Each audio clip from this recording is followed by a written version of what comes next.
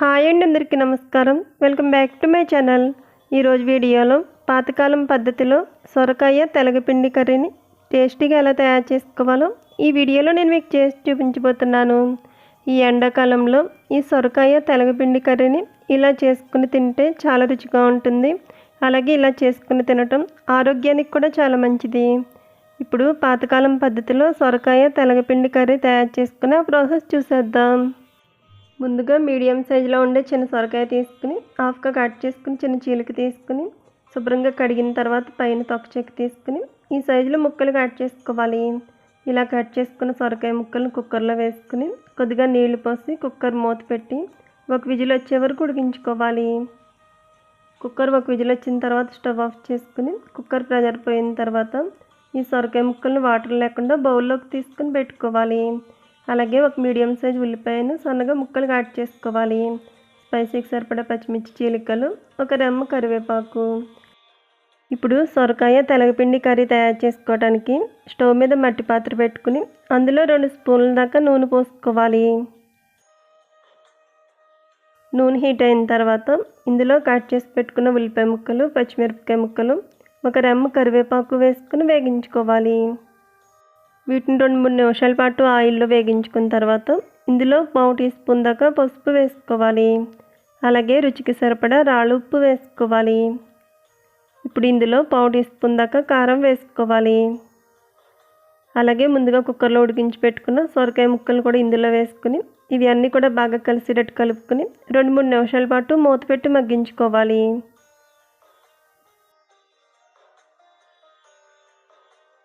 మధ్య మధ్యలో మూత తీసి ఇలా కదుపుకుంటూ మగ్గించుకున్న తర్వాత ఇందులో 2 కప్పుల దాకా వాటర్ పోసుకోవాలి.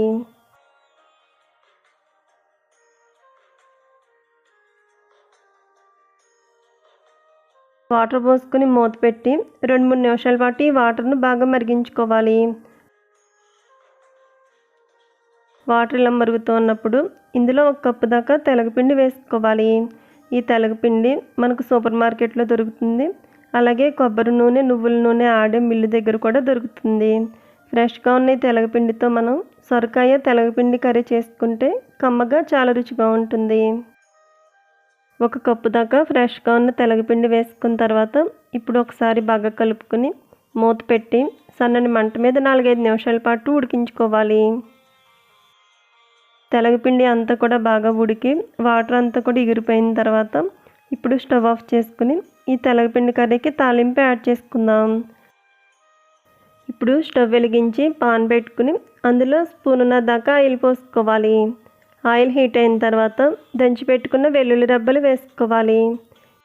ఇప్పుడు ఇందులో కొద్దిగా ఆవాలు, జీలకర్ర, స్పూనున్నర దాకా పొట్టు మినపప్పు వేసుకోవాలి.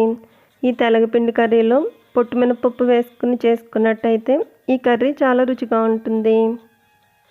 అలాగే హాఫ్గా కట్ చేసుకుని ఎండుమిరపకాయ ముక్కలు, ఒక రెమ్మ కరివేపాకు వేసుకుని ఇవి అన్నీ కూడా క్రిస్పీగా వేగే వరకు వేగించుకోవాలి. 2-3 నిమిషాల పాటు ఇలా కదుపుకుంటూ వేగించుకున్నట్టయితే ఇవి అన్నీ కూడా చక్కగా వేగి ఈ కలర్లోకి వస్తాయి. ఇప్పుడు ఇందులో కొంచెం ఇంగువ వేసుకుని ఇప్పుడు ఈ తాలింపును ముందుగా ఉడికించుకున్న సొరకాయ తెలగపిండి కర్రీలో వేసుకోవాలి.